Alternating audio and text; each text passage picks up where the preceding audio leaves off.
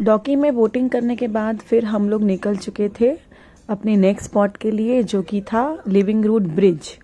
और वहाँ के बाद हम मॉलीलॉन्ग जाने वाले थे। वो दोनों बहुत नज़दीक नज़दीक थे, लेकिन डॉकी से लिविंग रूट तक थोड़ा टाइम लग गया था बिकॉज, और आधा रास्ता जो था वो सेम ही था, एक मतलब शिलोंग जाने वाले के लिए जो जहाँ से हम आए थे। तो थोड़ा था हम लोग, ये पूरा दिन ना बहुत ही हेक्टिक हो गया था ट्रैवलिंग करके। सही सड़कें हो तो थोड़ा अच्छा लगता है ट्रैवल करना, बट ये थोड़ा डॉकी वाला रास्ता थोड़ा उतना अच्छा नहीं था। तो वहाँ पहुँच के जहाँ हमने कार पार्क की थी, वहीं कार पार्किंग एरिया में ना ऐसे सब स्टॉल्स थे। लेकिन स्टॉल्स तो सभी जगह पे थे, लेकिन यहाँ पे जो सामान मिल रहा था ना थोड़ा सा अलग था वहाँ के कंपैरिजन में। लकड़ियों के थोड़ा वो ट्राइबल टच ज़्यादा था सामानों में। हर चीज़ आपको ना मुखौटे वुखौटे काफ़ी कुछ मिल रहा था, तो थोड़ा यूनिक था कंपेयर टू अदर स्पॉट्स। फिर हम वहाँ से बस पार्किंग करके आगे चले थोड़ी दूर, और वहीं से ये स्टार्ट हो जाता है। ऐसे जंगल के बीच में ही है, एक नेचुरल ब्रिज बन गया है नदी के ऊपर से। पर वहाँ जाने के लिए हमको थोड़ा एंट्री देनी पड़ी थी, कुछ 50 रुपया पर पर्सन था, ऐसा ही कुछ। और थोड़ी सी छोटू सा ट्रैकिंग जैसा आप बोल सकते हो, बहुत बड़ा नहीं था। थोड़ी दूर आपको उतर के जाना था जंगल के बीच में से। और ऐसे आप देख सकते हैं कि ये जो नेचुरली ये ब्रिज बना हुआ है, दो पेड़ जैसे ना आपस में जड़ों को जोड़ जोड़ के ना ये बन चुका था ब्रिज। तो लोगों ने फिर उसके ऊपर भले ये मट्टी और थोड़े बहुत पत्थर डाल दिए थे, लेकिन जो मेन ब्रिज है वो अभी आपको आगे दिखेगा, पूरा वो पेड़ों की जड़ से बना हुआ है, एक दूसरे में सब लिपट लिपट के, जैसे सांप जैसे लिपटी हुई है एक दूसरे को देख के। तो वो भगवान का ये अलग ही एक करिश्मा ही बोल सकते हो, एक ब्रिज जैसे बना के। और ये इंसान की हेल्प भी हो गई इसी से, और एक आपके लिए एक साइट सीइंग का एक पॉइंट भी बन गया था। तो ये मेघालय में बहुत सारे हैं ऐसे लिविंग रूट ब्रिजेस, तो ये हमने एक ये देखा था।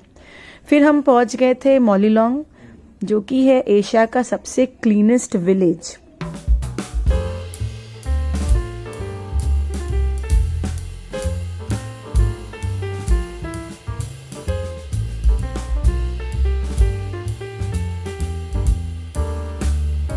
तो जैसे कि अब आप देखेंगे कि ये जो है किसी भी एंगल से कोई एक विलेज तो नहीं लग रहा है।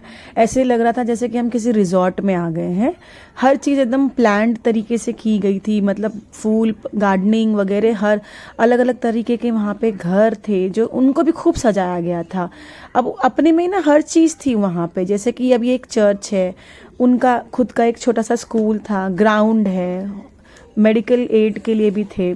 मतलब लग ही नहीं रहा था कि आप कहीं ऐसे आए हो। बहुत सुंदर था वो गांव, तो मुझे किसी एंगल से नहीं लग रहा था। और बहुत अच्छे तरह से उन्होंने छोटे छोटे घर थे, लेकिन सजाया बहुत था। जैसे अभी ये जो आदमी आप देख रहे हैं, इनका घर छोटा सा था, लेकिन उन्होंने ना एक प्राइवेट प्रॉपर्टी की तरह से ये बना दिया था कि 30 रुपीज़ पर पर्सन करके एक स्काई वॉक बैम्बू का। आपको उसमें एक एक्सपीरियंस भी अलग सा एडवेंचर हो जाता है, और वहाँ से पूरे जो विलेज का व्यू बहुत सुंदर आ रहा था। तो अब हमारे एंटरटेनमेंट के लिए भी उन्होंने काफ़ी कुछ सुविधा करके रखी थी कि अगर लोग आ रहे हैं तो सिर्फ घर घूम घूम के चल के न जाएं। बहुत कुछ ऐसे उन्होंने किए थे वहाँ पे। और खाने के लिए भी घर पे ही ना उन्होंने रेस्टोरेंट्स खोल दिए थे। होम स्टेज भी थे काफ़ी, बहुत लोग यहाँ आके रुकते भी हैं। हम तो नहीं रुके थे यहाँ पे, लेकिन बहुत लोग रुकते हैं।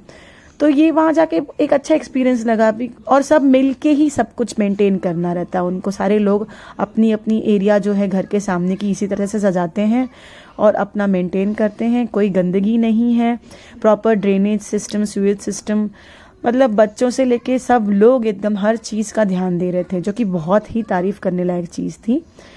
जो इंडिया में रह के इतनी सफाई तो मैंने बहुत कम जगह पे देखी होगी। ये और एक कुछ ट्री हाउस सा बनाया था, बट हम ऑलरेडी एक पे जा चुके थे, तो हमने यहाँ पे नहीं विजिट किया था। फिर हम निकल चुके थे अपने होटल के लिए, जो कि हम चेरापूंजी में रुकने वाले थे।